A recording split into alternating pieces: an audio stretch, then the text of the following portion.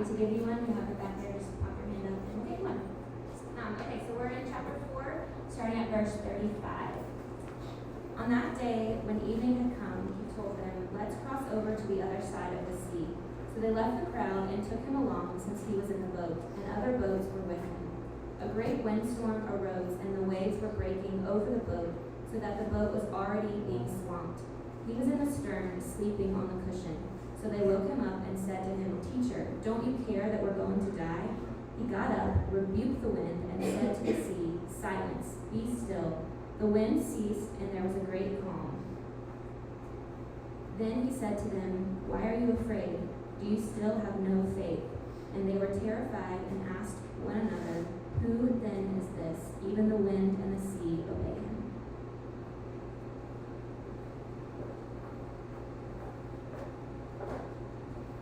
Good morning, everybody. Good morning. If you're new with us, we've been walking through the book of Mark. And in Mark is writing a first-hand account with Peter and some other sources behind him about the real Jesus. There's a lot of ideas about who Jesus is and what he came for, and that is nothing new. It's been going on since AD 33. I mean, it is just, who is Jesus? And Mark is writing a fast-paced, action-packed, real-life narrative of who the real Jesus is. And it's interesting, we are people of stories. We're people who make sense of our lives as part of a story. There's a narrative that we believe is bringing about the good life. People longing to matter, to win through adversity. That's why we love when the hero wins and the bad guy loses. Because we love that about our own life. And you may not think of your life as like this Greenville version of Alice in Wonderland, and you have all this stuff happening. And I thought, man, we've been in Asheville, and if you've been to Asheville, there are people up there that really, I think, do believe such a thing is going on. But the narrative we believe that we are in is the search for the flourishing that we know we need. You see, it's our heart, not our mind, that drives what we believe is going to get us there. As the SUV boom began in the late 80s, early 90s, Jeep was really struggling to get a market share. Because what they do in their commercials, they would run commercials of old military images and videos of a Jeep in World War II crossing a river. And what they realized was people weren't interested in a marketing strategy just steeped in history. And what did they do? They went after the heart. See, as suburbia grew, they knew that the guy in the cul-de-sac actually wanted adventure. And so what did Jeep start doing? Man, people are out in the Sahara. People are going after adventure and all of these things, and it captivated people's hearts.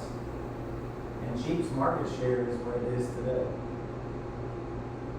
Marketers know this. They knew the story and its complete emptiness and inability to fulfill the very things that we want. So this fails us all, and the hero we need in our story is who Mark is holding out as the real Jesus. So we're going to see three things today: people of story, the story of reality, and the hero of the story. First, people of story, verses 1 to 8 of chapter 4. He began to teach by the sea, and a very large crowd gathered around him. So he got into a boat on the sea and sat down. While the whole crowd was by the sea on the shore listening, he taught them many things in parables. And in his teaching he said to them, "Listen, consider the sower who went out to sow. As he sowed, some seed fell along the path, and birds came and devoured it. Other seed fell on rocky ground where it didn't have much soil, and it grew up quickly. But since the soil wasn't deep, when the sun came up, it was scorched. Since it had no root, it withered away. Other seed fell among thorns, and the thorns came up and choked it, and it produced no fruit. Still other seed fell on good ground, and it grew up, producing fruit that increased 30, 60, and 100 times. Then he said, let everyone who has ears to hear, listen." So if we are people driven by our hearts, if we seek to say, "God, you got it really wrong, you're a terrible God, I really know where the good life is found," which goes all the way back to the garden, then we need our hearts captivated, not a new deposit of information. Why do you think we have Emily sing this morning? One, because she's absolutely phenomenal. Have you ever thought, why is one of the arts, what we have used in worship since the very first church began, since synagogues have been around. Why do we worship through song? Because music captivates our imagination. Because God knows that we are people driven by our hearts. You see, it's not that you might love something as ultimate. The question is, what do you love as ultimate? What is that thing that you think, man, if I just had this, then I would truly have the flourishing that I long for? I mean, I have lived this. I say this often, but I have sought to save in my flesh this wounded, broken, abandoned, abused 8-year-old kid that lived inside of me. And I can tell you this, I immersed myself in this narrative that truly thought that if I achieved and just reached the pinnacle of athletic success, then that kid would have what he longed for, the love, the protection, the unfailing, commitment from other people. I signed my first professional contract, $1,800 a month. And I was alone in a locker room with my name up on a board, and I started bawling my eyes out. Not because I had finally saved that kid, but because I was more broken in that moment than I was at any other point. We need our hearts captivated. And he has come to do just that. That's why he speaks in parables. Not every part of the parable has some kind of secret meaning that if we just get it, man, I know how to apply it, Don't be anxious about anything. Look at the lilies of the field, the birds of the air, how God cares for them. I sat with a man once and was really struggling, and he was this mature believer, and I said, Riley, I'm struggling. So he starts this quote of that verse, and I thought, dude, not you, man. You're not doing it. And he said, Jason, I feel like that bird. And I feel like an eagle has swooped down, and I'm the sparrow, and it has just ripped my throat out. And I said, yes, that's how I feel. Jesus came to tell us stories to captivate our imagination. That's what a parable is. He taught from parables, what we would call metaphors, to captivate the heart to see the damaging consequences of the story we are choosing to live without him. You see, Jesus is more than just some teacher of love and peace that we get to apply to our very version of the good life. He has come in his own words to bind the strong man, like we saw last week, to take back, and I and you are that plunder. We are the ones bound in the dungeon. We saw that the language for a strong man is the language of an evil prince or an evil warlord. So picture this. This is what we have done to Jesus. Picture you're in this dungeon. Someone kicks in the door. You look out. The guy that you thought would never be defeated, the strong man, is bound up on the floor. And Jesus, the hero, is standing there saying, dude, you can come out now. And what's even cooler is I'm going to bind myself up in this dungeon so you can go free. And we look at him and we say, no, man, I'm good. Dungeon's not that bad. Maybe that pathetic guy down there yelling, maybe needs what you're doing, but I'm good. I've got what I need. We have travel ball. We have things to keep us busy. We have all of these things. I'm good in here. Go find someone else. That is what we have done, so he's come to captivate our imaginations. Even in telling that, it triggers things in our minds. I picture myself in that moment. You see, this was central to Jesus' teaching. We are bound. We are in the dungeon of this warlord, and we are in need of a rescue outside of ourselves. Mark is not telling the story of peace and love Jesus that some people just kind of made fantastical over time. He was right there. So look at this. The seed in the parable are the truth claims of Jesus about himself, this evil warlord, who we are and how we can see. The seed is the gospel. Verse 4, seed, that we make this kind of self-help, keep on the surface thing. Okay, I'm cool with this Jesus guy as long as he doesn't challenge a single thing that I'm about in my life. Don't challenge my parenting. Don't challenge my choice in what I do with my singleness. Don't challenge what I do with my job, man. I'm cool. I like this Jesus thing, but don't try to impose on my life. 5 and 6, it's the Jesus that we want just to fix our circumstances. Verse 5 is the us when we hear a message and the whole time we're thinking, man, I wish my wife was here to hear this one. My boyfriend really needs to hear this one. Or if you're like us and you kind of come from this seminary environment, it's the guy that's got like a year and a half in and he's back there critiquing everything that I say in my sermon. Like I told Adam when he threw a pin last week, you try and do this. We all do that, and when the scorching sun of life hits, I have passed and thought someone else needed to hear this sermon, so I have absolutely no root in my own heart. Verse 7, thorns are an external growth that have mixed in, that when a field is uncared for, untended, because we don't do the work on the front end to have the gospel change everything in our life, thorns come up and they choke out anything good that we would have learned. Sure, you hear the true gospel here, but you go and you listen to other pastors or other people online that project a completely different story of the truth claims of Christ. But verse 8, man, it happens.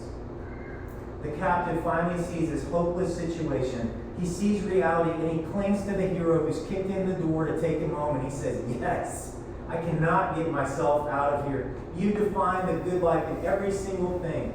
If I learn to love you, my relationships can change. My goals and ambitions can change. Everything about me becomes new. It truly does happen, and I'm telling you, it's happened in my life. I stand here as someone who has finally done that because I tried verse 4, I tried verse 5 and 6, I've tried verse 7. I went back and did like this kind of captain's platter where I tried like a 4 and a 7 and kind of mixed it all together. The Bible is the story from cover to cover of new creation, and thank God it is. That's why the rest of the parables, if you look for a theme in Mark 4, refer to flourishing, a mustard seed, plants, growth, reminds you of Eden. The explosion of unstoppable light and a light hidden under a basket, that should take you back to Genesis. And behold, there was light that pushes out darkness. But you see, it's true, and it will fulfill every longing of your heart if and only if you hear and see that He alone is God and He is good. And that is the story of reality we see next, verses 9 to 20. And when He was alone, those around Him with the 12 asked Him about the parables. And He answered them, the secret of the kingdom of God has been given to you. But to those outside, everything comes in parables, so that they may indeed look and not yet perceive, that they may indeed listen and yet not understand. Otherwise, they might turn back and be forgiven. Now, that sounds like Jesus is this mean guy that is just not wanting some people to get it. But what He's doing is He's protecting the true gospel message from being mixed in with people that don't want to change their hearts, but say, man, I want a Jesus that fits this. And He is unchangingly close-fisted when it comes to His message. He will not allow us to tweak it and twist it. There are so many Jesuses out there. We talked about it last time we gathered. He will not allow His message to be tainted. You know, it's crazy. When I was saved, I immediately was handed a Bible by a guy who said, man, you got to go read the book of John. Have you ever read the book of John? Imagine being new to everything, having no idea what you're reading. I had no clue where to find the book of John. And I opened it up. In the beginning was the Word, and the Word was with God, and I'm out. Huh? Now, it took incredible men and women to pour into my life to actually show me that the Bible from cover to cover is the absolute story of reality. And that Mark is tying in all of the Old Testament promises about what this Jesus is and who He is, and He's bringing it forward. So it sounds weird that He says, let anyone who has ears to hear listen. He's actually tying back something from the book of Isaiah. Isaiah 60 verse 9, and He replied, go.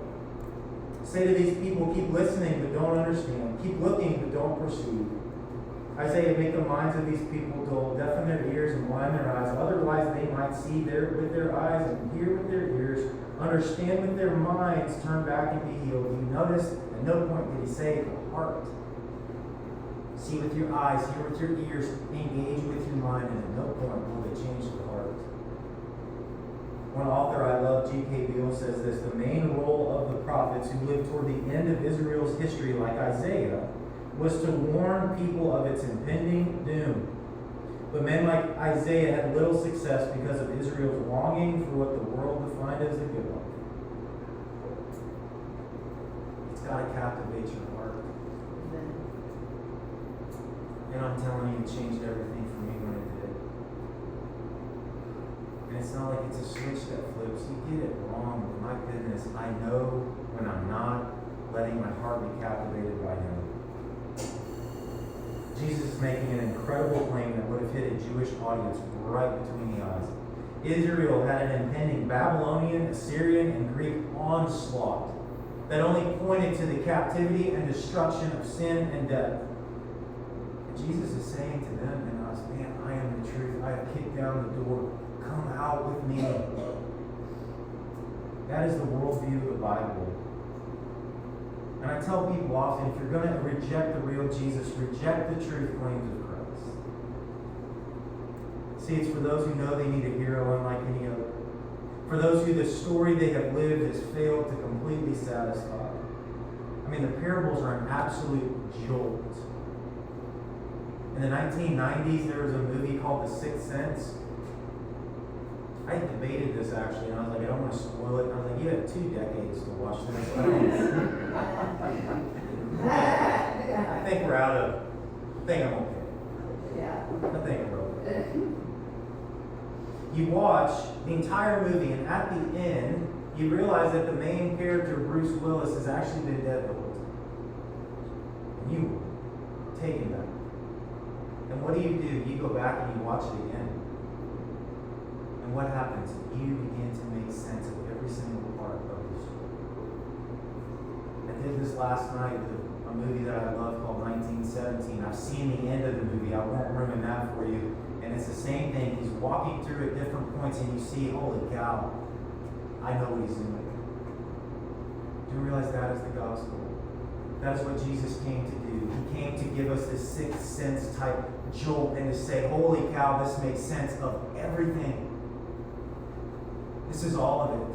I know why there is pain in the world. I know why there's suffering. I know why the thing that I said I would never do again, I just can't get over, I keep doing. I know why I give myself over and I compromise myself when all I want is someone to love me. I know. Man, Jesus is who He says He is. The parables of Jesus are meant for us not to pick and choose. Man, I think the sparrow is my job, and my wife is the gardener, and I'm the. It's not how it works. That was like a Freudian thing. My wife is a gardener. Shout out to you, babe. I built her garden bed. Corey built her a garden bed. I made it pathetic for her box. It is the first strong wind over 15 miles an hour. It was coming down. But you see, in the reality, this is shock and awe. There's an author named Josh Chatra. Good luck with that one. He wrote a book called Telling a Better Story. I love this book. And he says this, inquiring about someone's most basic assumptions. What Jesus is doing, he's inquiring about our most basic definition of where life is found. Jesus is doing that with the parables. Finding our most treasured values can help them and help us to see the bigger story that we are living and that we have bought into. From marketing to movies, we live the narrative we are told leads to the good life. If you listen closely as you tell your story, you will likely hear how you make sense of yourself, sense of the world, and what you believe will bring about happiness. Only the author of the story can surgically expose our unfulfilling story and tell us in love, man, I know what you want. I made you to want it. This is how you get home. Because he's the author of the story, verses 35 to 41. On that day when evening had come, he told them, let's cross over to the other side of the sea. So they left the crowd and took him along since he was in the boat, and other boats were with him. A great windstorm arose, and the waves were breaking over the boat so that the boat was already being swamped. He was in the stern, sleeping on the cushion. So they woke him up and said to him, Teacher, don't you care that we are about to die? He got up, rebuked the wind, and said to the sea, Silence, be still. The wind ceased, and there was a great calm. And he said to them, Why are you afraid? Do you still have no faith? And they were terrified and asked one another, Who is this? even the wind and the sea obey him. Dorothy Sayers was a British crime novel author in the early 1900s, late 1800s, and she had this series of books where the main character was a detective named Peter Wimsey. Wimsey was a bachelor, and in her books, in the series, he would solve a crime but come home extremely unfulfilled, lonely, broken. About halfway through the series, a woman suddenly shows up in her books. Sayers' new character is named Harriet Vane, a female mystery writer and one of the very first women to get through Oxford. That was Sayers' very biography. Vane's was Sayers. What is obvious is that Sayers saw her main character broken and in need of something he could never provide since he was dependent on the author. Sayers wrote herself into the story to save her man. That is the real Jesus. He is the author of the story. He comes to be the hero. That is the gospel. The announcement that in real time, real space, on this earth, God came in human flesh and did the very things that we were always meant to do. The things that we were meant to do in obedience to the Father. God wrote his Son into the story to save us. How incredible is that? The uniqueness of the Christian message is that we believe in a man, not some set of teachings, not some new rules to follow, but a man to save us. We believe he is God and he is the author of the story, and he has written himself in to save us. You see, in this passage, he shows that he is not some other religious teacher. Only God could speak to creation and say, stop. Tell the sea, we don't act like that. I did that in the van when the boys had acted up. And I just turned around and I said, man, we don't act like that. And Morgan goes, why? Why don't we act like that? Not right now. You see, we all know what that's like. You know, he's the one that can speak over what he's made and say,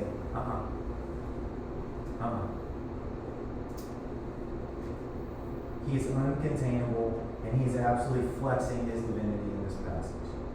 It is shock and awe. You know, maybe you've heard this and it's kind of been summed up as a God will calm the storms of your life type thing. But it never captivates the heart for me to change who I am and what I'm doing. See, our greatest hurricane is death. I say it often. I drive here and I pass a place, and then every Sunday there are blue tents up where a funeral is taking place. That is our greatest threat. That is our greatest storm that we will ever face. And that very thing is what Christ flexes as the only one who can kill it once and for all. You see, a great windstorm arose, is what he says, and the waves were breaking over the boat so that the boat was already swamped. The specific language here is that of like hurricane force winds. It still happens to this day in that part of the world. On that sea, it just kicks up because of where it's located, because of its height and trajectory and its depth and its sea level and all of these things. I mean, what does this have to do with right now? Because the reality is this, that this world isn't how it's supposed to be.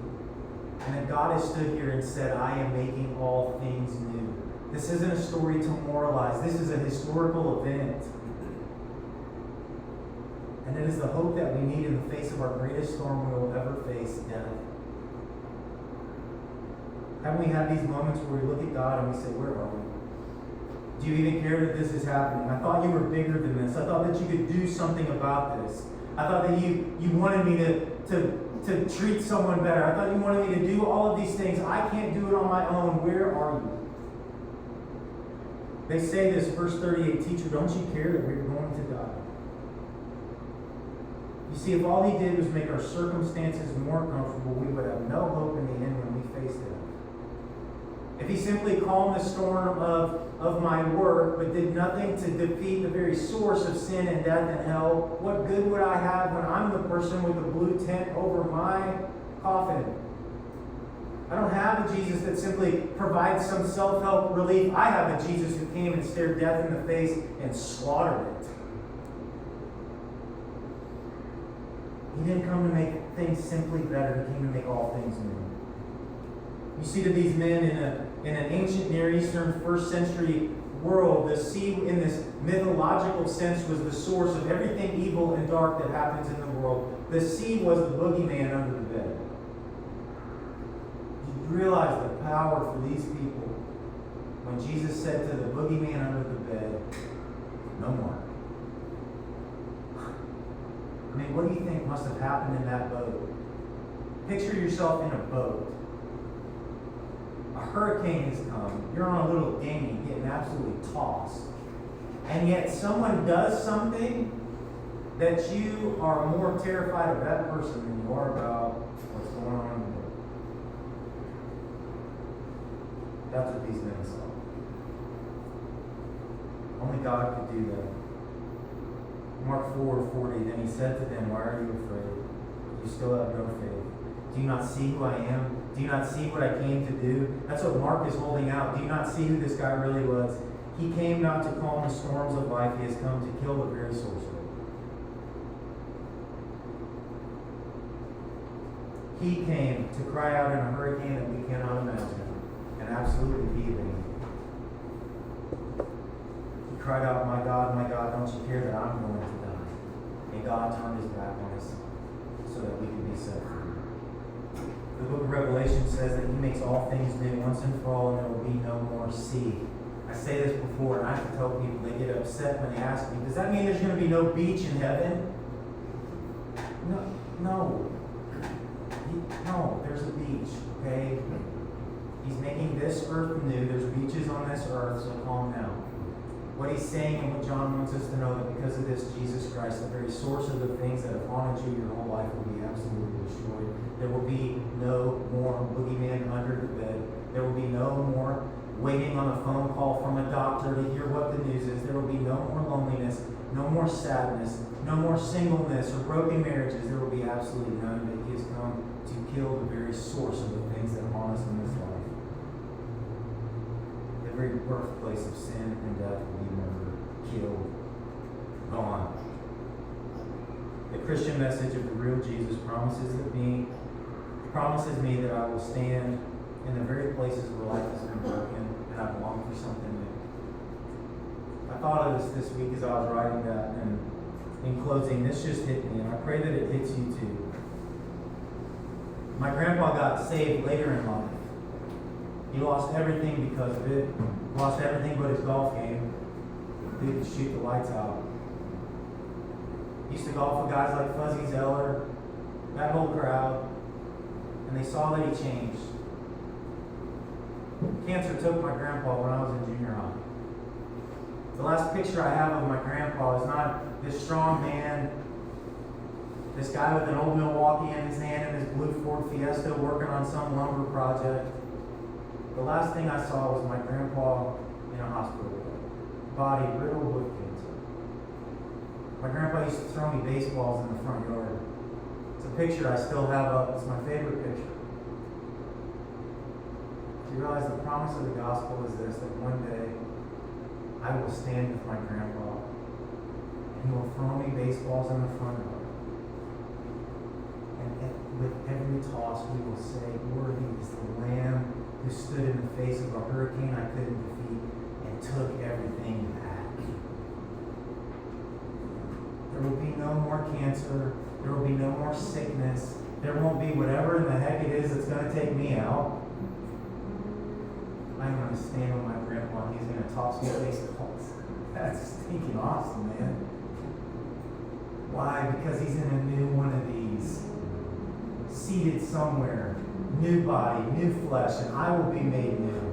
Don't you see that this story is something so much better than man? He'll calm the storms of your life. He says, man, I put my foot down on the throat of everything that will haunt you in this world, and I have cut its head off, and a day is coming, man, when everything's going to be made new. I will stand with my grandpa again one day, and I'm telling you, what we hold out to you today is that you can too. All you have to do is cling to the one that kicked down your dungeon door, grab hold of him, and take off from him. And that is what I offer out to you today. Don't let anything keep you from following this real Jesus. If you have questions about what that means, we want to show you. That is what we exist for. Let me pray. Lord God, what do we even say in response to who you are? What kind of salvation is this? What kind of God is this? And that you care about this room, you care about the people in this room, and that you are seeking and calling those that before the foundation of the world you set your affections on. God, I pray that those of us that have walked with you for any amount of time, that we would come to realize more and more that we don't get the gospel as point A and then we follow the rules a little bit to maintain it, but we just fall more and more in love with the gospel, more and more in love with the gospel. That is our life in you.